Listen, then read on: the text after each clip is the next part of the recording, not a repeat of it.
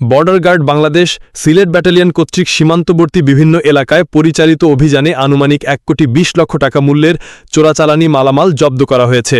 জৈন্তাপুর থেকে সাইফুল ইসলাম বাবুর পাঠানো তথ্য ভিডিওচিত্রে দেখুন বিস্তারিত।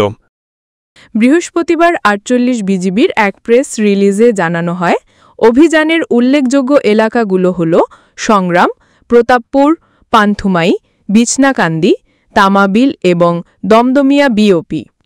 এ সময় অভিযানে ভারতীয় সানগ্লাস, গরু, অ্যালোভেরা জেল, শাড়ি, বাসমতি চাল, সুপারি, জিরা সাবান, আদা, কিসমিস, body spray, shampoo, hair oil, face wash, লবণ, eyeball candy, Nivea soft cream, চা পাতা এবং নাইসিল পাউডার সহ বিপুল পরিমাণ মালামাল আটক করা হয়।